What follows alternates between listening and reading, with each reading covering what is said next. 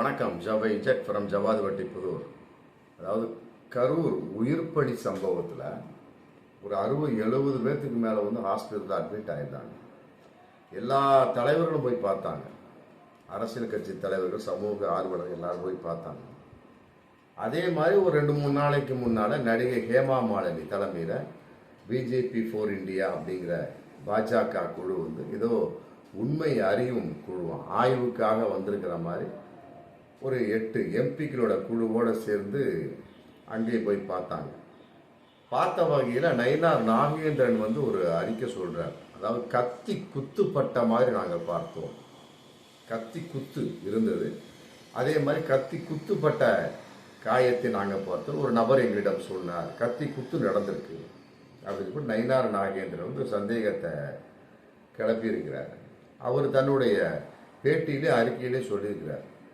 இந்த நடிகை ஹேமா மாலினி சம்பந்தப்பட்ட அந்த குரூப்லேயும் அந்த வார்த்தை வந்திருக்கு. இது எவ்வாறு வந்தது? இதுக்கு இடையில இதுக்கு முதல்லயே நாத்தாக்கா சீமான் கூட போய் பார்த்தாரு. அவர் தன்னுடைய விளப்பாட்டை சொல்கிறார். இல்லை, அந்த மாதிரிலாம் ஒன்றும் கிடையாது. காயப்பட்டவங்கள பார்த்தோம், மற்றபடி வந்து மன காயங்கள், உடல் காயங்கள் எல்லாம் தான் இருக்குது. கத்தி குத்து காயம் யாருக்குமே கிடையாது. அது எப்படி? நான் பார்க்கவே இல்லைங்க. இப்படி சீமானே ஒரு சாட்சியாக சொல்கிறாரு. பார்த்த எந்த அரசியல் தலைவரும் அதை சொல்லவே கிடையாது.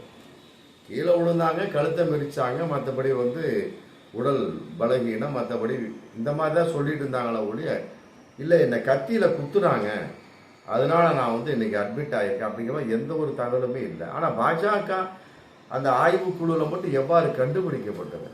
அது ரொம்ப கூர்ந்து கவனிக்கப்பட வேண்டிய, ரொம்ப தெளிவாக தமிழக அரசு விசாரிக்க வேண்டிய ஒரு விஷயம். ஏன்னு கேட்டால் இது உண்மையா பொய்யா?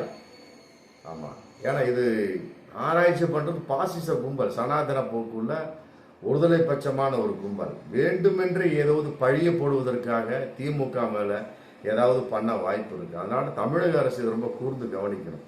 குறிப்பாக வந்து இப்போ அமைக்கப்பட்டிருக்கிற ஹைகோர்ட்டால் அமைக்கப்பட்டிருக்கிற அந்த குழுவும் கூர்ந்து இந்த என்ன உண்மையா பொய்யா? நயினார் நாகேந்திரன் சொன்னார், பாஜக சம்பந்தப்பட்ட அந்த குழுவில் சொல்லப்பட்டது உண்மையா பொய்யா? உண்மைன்னா யார் சொன்னா, என்ன சமாச்சாரம்? ஒருவேளை அந்த நபர் வந்து பிஜேபி நபரா அப்படிங்கிறத பார்க்கணும். சனாதன போக்குள்ள பாசிச கும்பலை சேர்ந்த, மற்றபடி வந்து ஒருதலை பட்சமான ஒரு மதவாத கும்பல் சேர்ந்தவரா அப்படிங்கிற ரொம்ப கூர்ந்து கவனிக்கணும். இதை வந்து மக்களுக்கு தெரியப்படுத்தி ஆகணும். ஆமாம், இது சம்பந்தமாக வந்து தனிப்பட்ட முறையில் தமிழக அரசு ஆராய்ச்சி பண்ணி எந்த அளவுக்கு இது உண்மை, பாஜக சொல்வது உண்மையா பொய்யா அப்படிங்கிற